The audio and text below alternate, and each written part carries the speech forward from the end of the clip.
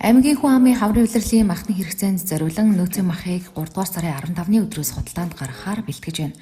Энэ жил 102 тонн махыг нөөцөлж бэлтгэсэн эхний ээлжид үүний 30% гаргана. Стандартын дагуу савлаж бэлтгэсэн өхөр хонь ямааны махыг 39 гэрээд хүнсний дэлгүүрүүдээр борлуулна. Ингэхдээ нэг багт 1-2 дэлгүүр байх юм а.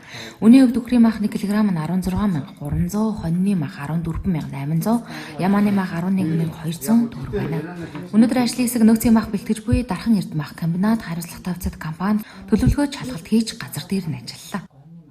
За Дархан сумын өнөөдрийн байдлаар бол 17 дэлгүүртээ гэрээ байгуулахад бэлэн болсон. 15-ны өдрөөс бол нөөцийн мах маань энэ эдгээр дэлгүүрүүдэд хүрэгдээд эхэлсэн. Тэгэхээр энэ жилийн хувьд бол өхрийн махан дээр 16,300, хоньны махан дээр 14,800, за ямааны махан дээр 11,200 гэсэн ийм үнийн дүнг баримталж худалдаалan борлуулагдана. За нөөцийн махны эрэлт нийлүүлэлттэй холбоотой ажлын хэсгүүд маань бас хяналтаа тавиад хэрэглэгчдийн эрх ашиг хамгаалах нийгмийн маань ийм хөндлөнгийн хяналтыг тавиад ингээ явна.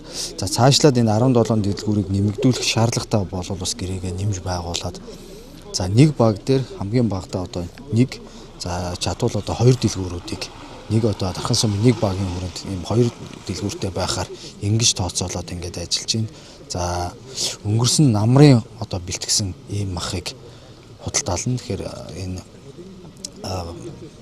нөөцийн махыг борлуулж байгаатай холбоотой иргэд аж ахуйн нэгжүүдтэй бас энэ мэдээллийг зашгүй хүргэх шаардлагатай.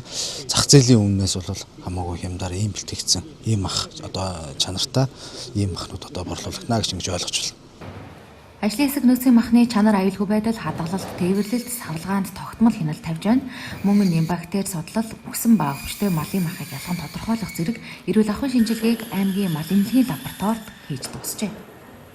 Энэ хяналт шалгалтын хүрээнд 2000 засгийн газрын 344 дугаар тогтоолын хүрээнд нөөцийн махны борлуулалтанд болон тээвэрлэлдээ савлгаанд мөн хадгалалтанд хүнсний аюулгүйдлийг хангуулах хяналт шалгалтыг хийгээд байна.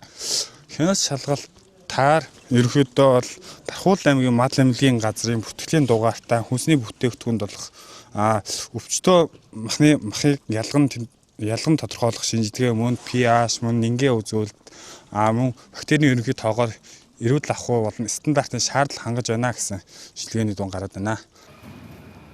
Иргэд та бүхэн 3 дугаар сарын 15-ны өдрөөс эхлэн зах зээлийн үнээс хямд чанартай эрүүл ахуйн шаардлага хангасан нөөцийн махыг гэрээ дэлгүүрүүдээс худалдан авах боломжтой.